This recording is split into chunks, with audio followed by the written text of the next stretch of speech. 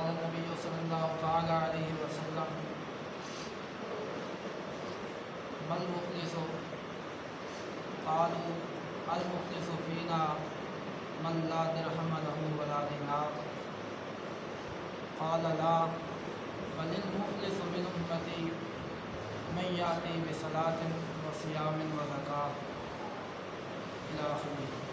او کما قال علیہ الصلوۃ والسلام۔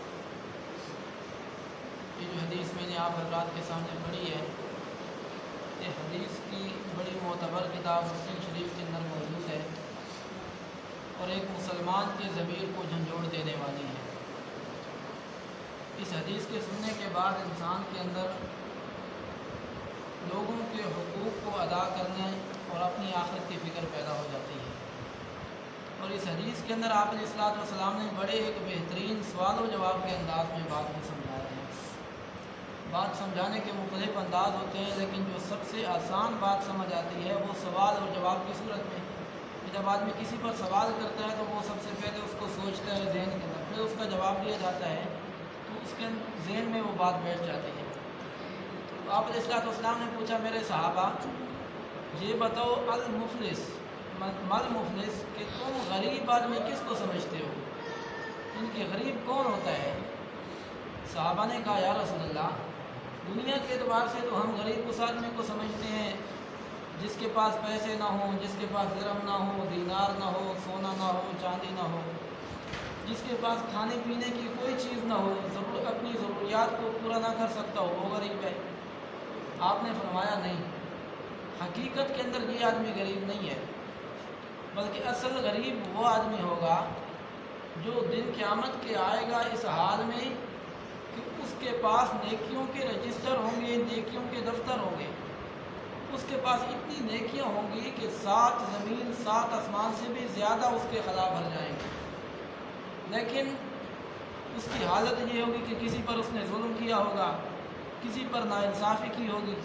کسی کو گالی دی ہوگی، کسی پر تہمت لگائی ہوگی، کسی پر الزام لگایا ہوگا۔ تو جب اللہ رب العزت کے سامنے دونوں آئیں گے تو اللہ رب العزت جب ان سے پوچھے گا ہاں بھائی اس نے کہا یا اللہ میرے اوپر اس نے ظلم کیا ہے، اللہ رب العزت اس نیک آدمی کی کچھ نیکیاں اٹھا کر اس کو دے دے گی۔ دوسرا کہے گا میرے ساتھ ناانصافی کی ہے، پھر کچھ نیکیاں اس کی اس کو دی جائیں گی۔ تیسرا کہے گا یا اللہ میرے اوپر اس نے بہتان لگایا تھا، پھر اس کی کچھ نیکیاں اٹھا کر اس کو دے دی جائیں گی، کیونکہ وہاں پر کوئی سونا چاندی زکوٰۃ پیسے وغیرہ یہ تو ہوں گے نہیں، درہم دینار تو ہوں گے نہیں کہ ان سے ان کا بدلہ پورا کیا جائے۔ حتیٰ کہ اس نے اتنی ظلم کیے ہوں گے، اتنی زیادتیاں کی ہوں گی کہ اس کی ساری نیکیاں دیتے دیتے دیتے اس کی ساری نیکیاں ختم ہو جائیں گی، لیکن وہ لوگ پھر بھی ابھی تک باقی ہوں گے جن کے ساتھ اس نے ظلم کیا تھا۔ پھر اس کے بعد ان مظلوموں کے گناہوں کو اٹھا کر اس آدمی کو دے دیا جائے گا۔ اس طرح اٹھاتے اٹھاتے اس کی ساری نیکیاں ختم ہو جائیں گی، اور جتنے اس کی نیکیاں تھیں اس سے زیادہ اس کے گناہ بن جائیں گے، تو پھر اللہ رب العزت اس کو جہنم میں ڈال دے گا۔ اس سے یہ سمجھ آتا ہے